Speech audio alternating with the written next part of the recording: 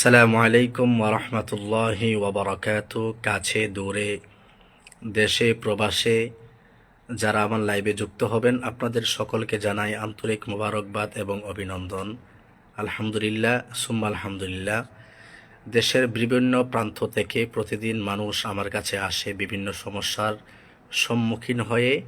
আলহামদুলিল্লাহ দিন শেষে তারা তদবিরের মাধ্যমে শেফা পেয়ে সুস্থতা লাভ করে তারা বাড়িতে ফিরে যায়।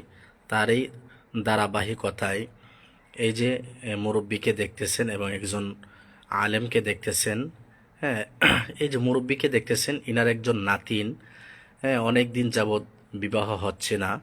হ্যাঁ, তারপরে তারা এই যে হুজুরকে দেখতেছেন, হুজুরের মাধ্যমে তারা আমার শরণাপন্ন হয়। তারপরে আমি এই মেয়েটার চিকিৎসা করি। হ্যাঁ, কেন মেয়েটার বিবাহ হয় না, আমি প্রথম হাজিরা বসে দেখি, তখন দেখলাম তাকে জিন্নাতের সমস্যা ছিল। জিন্নাতের সমস্যা কাটিয়ে দেওয়ার পরে বিবাহের তদবির দেওয়া হয়েছে। কিছুদিনের মধ্যেই মেয়েটার বিবাহ হয়ে গেছে আলহামদুলিল্লাহ। আপনারা এই মেয়ের নাতি, এই নানা এবং এই যেই ইমাম সাহেবের মাধ্যমে আমি রুগীটা পেয়েছিলাম, এই ইমাম সাহেবের মুখ থেকে শুনুন। আগে আপনারা রুগীর নানার কাছ থেকে শুনুন। আসসালামু আলাইকুম। ভালো আছেন মুরব্বী? আলহামদুলিল্লাহ। আপনার নাতিনটার যে বিয়া হইতো না, তারপরে হুজুরের মাধ্যমে আমার কাছে আসছিলেন বিয়ার জন্য, এখন তদবির দেওয়ার পরে বিয়া হয়েছে তো আলহামদুলিল্লাহ? আলহামদুলিল্লাহ বিয়া হইছে, আল্লাহ বিয়া হয়েছে? জি।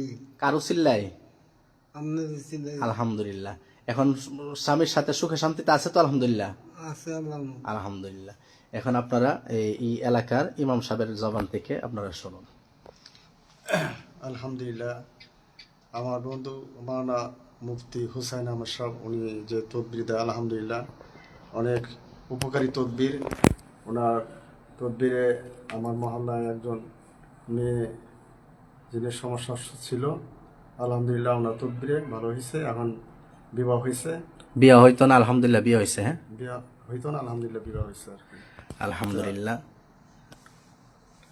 আলহামদুলিল্লাহ। সম্মানিত ভিউয়ার্স, আপনারা ইমাম সাহেবের কাছ থেকে শুনলেন এবং এই মুরব্বীর কাছ থেকে শুনলেন যে মেয়েটার বিয়ে হইতো না, আলহামদুলিল্লাহ বিবাহ হয়েছে।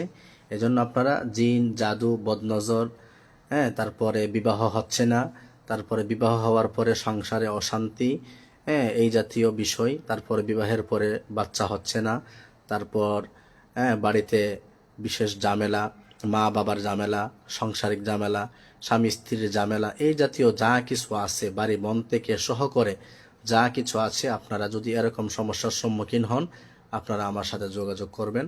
আসসালামু আলাইকুম ওয়া রাহমাতুল্লাহি ওয়া বারাকাতুহু।